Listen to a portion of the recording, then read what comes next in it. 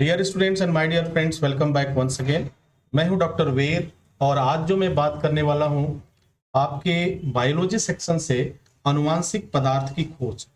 जी हाँ, आज इसमें कुछ चीजें जानेंगे जो आपके एग्जाम के लिए काफी महत्वपूर्ण है। आनुवंशिक पदार्थों की खोज कब हुई, किसने किया और किस आधार पर यह निर्णय लिया गया कि यह आनुवंशिक पदार्थ है।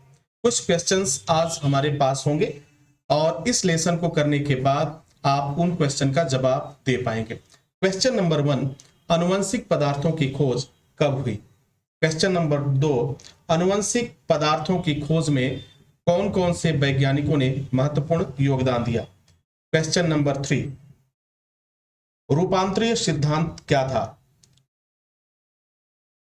इसी तरह से आपको आगे भी क्वेश्चंस मिलते रहेंगे। तो आनुवंशिक पदार्थों की खोज के बारे में हम जानते हैं और समझते हैं। सबसे पहले ये जानने की कोशिश करते हैं आनुवंशिक पदार्थ शब्द जो लिया गया वह क्यों लिया गया और कैसे लिया गया।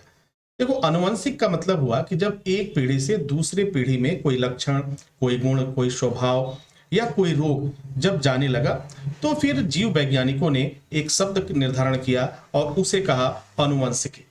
और आनुवंशिकी का मतलब ये क्लियर हो गया कि भाई कोई ना कोई लक्षण जा रहा है एक पीढ़ी से दूसरी पीढ़ी में और वह निश्चित जाति में ही संभव है। अलग अलग जातियों में यह आनुवंशिक जो गुण है वह अलग अलग तरह के दिखाई दे रहे हैं। तो इस आधार पर अगर देखा जाए तो आनुवंशिक पदार्थ की खोज के संदर्भ में मेस्चर ने और मेंडल के वंशागत सिद्धांतों को देखने के बाद यह जानकारी हो चुकी थी, यह सिद्ध हो चुका था कि डीएनए आनुवंशिक पदार्थ के रूप में कार्य करता है। यह तो क्लियर हो गया था। आनुवंशिक वंशागति के आणविक आधार की खोज भी हो चुकी थी। ग्रेगर मेंडल, वाल्टर, थॉमस व अन्य दूसरे वैज्ञानिकों की पूर्व खोजों के आधार पर यह स्पष्ट हो चुका था कि गुणसूत्र अधिकतम कोशिकाओं के केंद्रक से मिलता है। लेकिन इस प्रश्न का उत्तर नहीं मिल पाया था कि कौन सा अणु वास्तव में आनुवंशिक पदार्थ है। तो इन्हीं बातों को हम और भी संक्षेप में करेंगे ताकि आपको बखूबी याद आ जाए। अब देखो, मेंडल के वंशागत सिद्धांत, मेंडल ने वंशागत सिद्धांत कब दिया? जब मेंडल को इस बात को जानने की जिज्ञासा हुई कि आखिर जीवों में ये जो लक्षण है, कोई बड़ा है, कोई छोटा है, कोई गोरा है, कोई काला है, इस तरह की स्थितियां क्यों आ रही हैं। तो मेंडल ने क्या किया कि 7 वर्षों तक लगातार जो है मटर पर रिसर्च किया और मटर पर रिसर्च करने के बाद से मटर के पौधों को पर जो रिसर्च किया उसके बाद से इस निष्कर्ष पर पहुंचा कि आनुवंशिकता का ही कारण है, आनुवंशिक पदार्थ ही एक पीढ़ी से दूसरी पीढ़ी में जाने के कारण है और यही सिद्धांत जो है वंशागत सिद्धांत के रूप में जाना गया। लेकिन इस दौरान यह पता चल चुका था कि डीएनए आनुवंशिक पदार्थ के रूप में कार्य करता है, क्योंकि तमाम वैज्ञानिकों ने उस पर शोध किया, तमाम वैज्ञानिकों ने रिसर्च किया और अब तक यह जानकारी हो चुका था कि डीएनए ही आनुवंशिक पदार्थ के रूप में कार्य करता था। लेकिन डियर स्टूडेंट्स, यहां इस बात की जानकारी नहीं हो पाई थी कि आनुवंशिक पदार्थ का जो गुण है वह किसके आधार पर, इसकी अणु कौन सा है, किस अणु के आधार पर होता है, ये अभी भी एक तरह से पहेली बना हुआ था। अगर हम बात करें आनुवंशिक वंशागत के आणविक आधार की तो इसकी शुरुआत जो खोज हुई थी 1926 में हुई थी।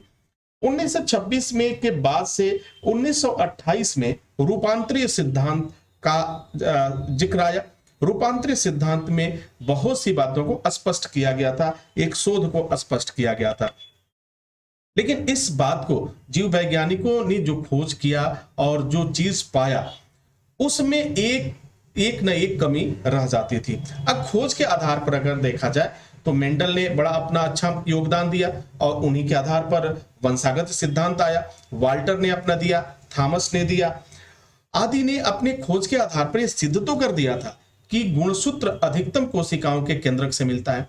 यानी इस सब वैज्ञानिकों ने, जीव वैज्ञानिकों ने यह साबित कर दिया था कि गुणसूत्र जो होता है वो क्या होता है, अधिकतम कोशिकाओं के केंद्रक से मिलता है।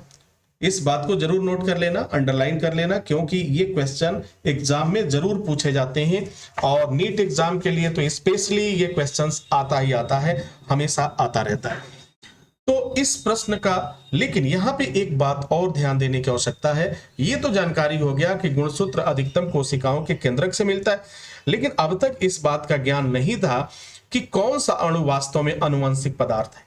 ओके, तो जो वैज्ञानिकों ने अपने अपने तथ्य दिए, अपने अपने शोधों के आधार पे जो रिजल्ट दिया, जो सिद्धांत दिया, जो निष्कर्ष दिया, उससे बहुत कुछ चीजें सिद्ध हो जाती थी और शामिल हो जाती थी। लेकिन यह बात तो स्पष्ट हो गया था, क्लियर हो गया था कि एक पीढ़ी से दूसरे पीढ़ी में जो गुण जाते हैं, जो लक्षण जाते हैं, जो रोग जाते हैं, जो कुछ स्वभाव जाते हैं, इन सब का मुख्य कारण जो है वो क्या है? वह जो है आनुवांशिक पदार्थ है। और आनुवांशिक पदार्थ को जो नाम दिया गया था उसका नाम था डीएनए। तो डीएनए के बारे में हमने पिछली क्लास में आपको पूरी बात बताई थी कि डीएनए में क्या क्या होता है, कैसे होता है। उस वीडियो को अगर आप नहीं देख पाए हैं, उस क्लास को नहीं अटेंड कर पाए हैं, तो आई बटन में आपको लिंक मिल जाएगा, वहां से आप उस वीडियो को एक बार जरूर देख लें, उस क्लास को जरूर देख लें, ताकि आपको और भी ये बातें समझ में आ जाएगी। तो उम्मीद करता हूं डियर स्टूडेंट कि ये सारी चीजें आप समझ चुके होंगे। नेक्स्ट क्लास में हाजिर होंगे, तब तक के लिए wish you all the best. Thank you for watching, thank you for learning.